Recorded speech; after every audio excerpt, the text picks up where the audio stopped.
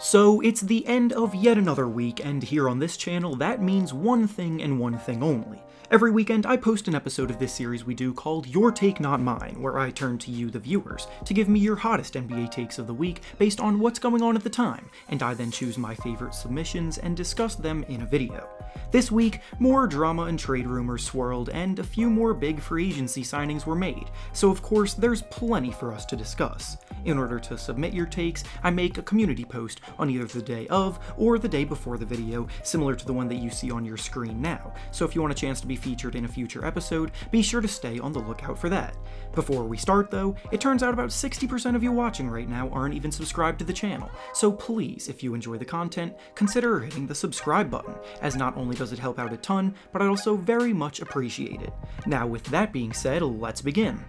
The first take we'll be discussing today comes to us from Timothy, and he says that with Kyle Lowry going to Miami, OG Aninobi is primed to step into more offensive responsibility, and because of that, will be the most improved player for this season. The Most Improved Player award is always an interesting award to follow, and before every season starts, there does tend to be a few guys that you can see a breakout coming from because of how their situations may change, or how they may just be demonstrating consistent improvement. Last year, Jeremy Grant and Christian Wood were two early favorites for the award, and they also ended the year at least in the running for the award, so the early favorites can come into fruition more often than you may think, and this year, I completely agree that OG Aninobi should be an early favorite to watch for the award. Timothy was pretty spot on in that OG Aninobi has showed steady growth across the board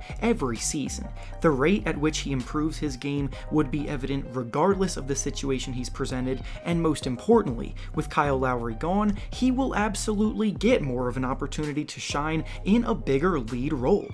Aninobi first emerged as a tough perimeter defender who can guard multiple positions and hold opposing teams' better players, and then last year his offensive production exploded as a 16-point scorer on incredibly impressive efficiency. This year I could see him pushing about 20 points per game and proving to be one of the better two-way wing players in the league, and if the Raptors want to get back into playoff contention, they would more than welcome this growth from their fifth-year forward.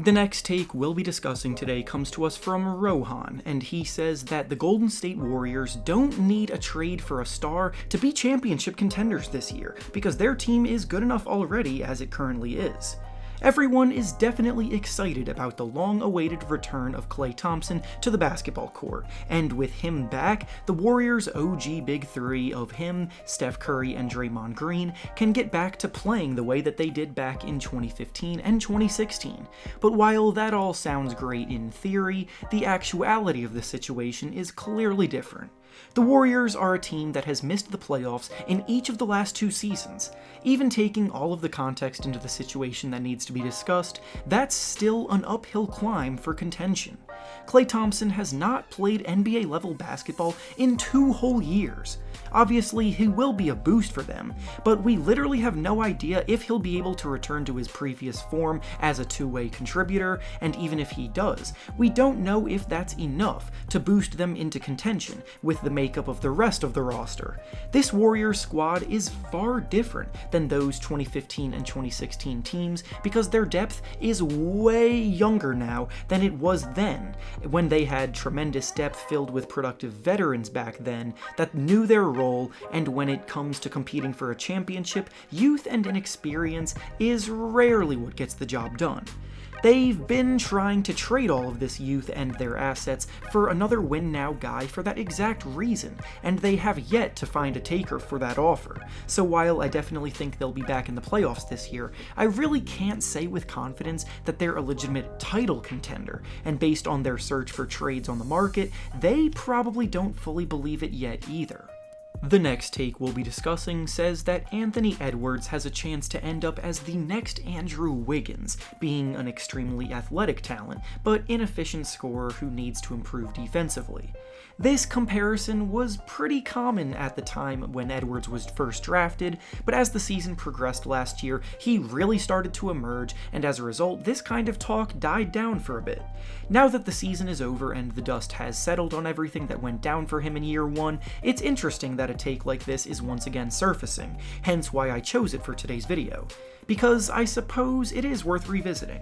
Now, on paper, Edwards averages about 19 points while shooting 41% from the field and 32% from 3 on the year as a whole, can be seen as good but not great, and particularly with the efficiency numbers, there's definitely more to be desired. However, the biggest thing you want to see from a rookie guard is constant growth as the season progresses, and that's exactly what we got from Edwards. He's always going to be a scorer by nature, and in the second half of the season, he increased all of those numbers across the board, scoring about 24 points per game in that span, while shooting 45% from the field and 35% from 3, which is obviously much better. If Edwards comes out next season putting up numbers closer to that for an entire year, which I do have full confidence that he can do, then he's going to be a special player in the league. What separates Edwards from Wiggins is that Edwards is a much better and more willing three-point shooter, and that threat from all three levels is vital to keep defenses on their toes,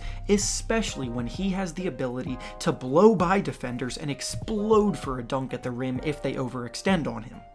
And finally, the last take we'll be discussing today comes to us from Marl, and they say that wherever Ben Simmons gets traded to will instantly become a playoff contender. The Ben Simmons saga has been going on for a while now, with no real traction, but a lot of the teams linked to trading for him are lottery teams. When it comes to Ben Simmons, even with all of his shortcomings as a scorer, he is absolutely a valuable asset to winning basketball as a guy who brings elite impact in so many other areas. Now, for a Sixers team that needs scoring from their backcourt specifically, this did become an issue, but for teams that already have tremendous shot creators at their guard spots that could play alongside Simmons, potentially, it would make the lives of that team so much easier. Simmons' ability to penetrate the paint, suck the defense in, and then find the open shooter on the outside with a pass is easily as good or better than anyone else in the league, as exemplified by the fact that he's consistently at the top of the three-pointers assisted lists,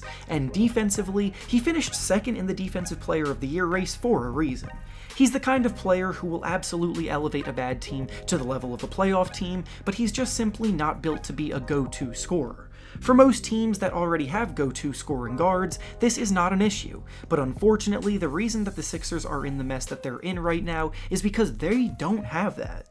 And with that being said, that's all I have for you today. Make sure to like the video, subscribe to the channel, and comment down below what you think about the takes we discussed. Thanks for watching, and I'll see you all next time.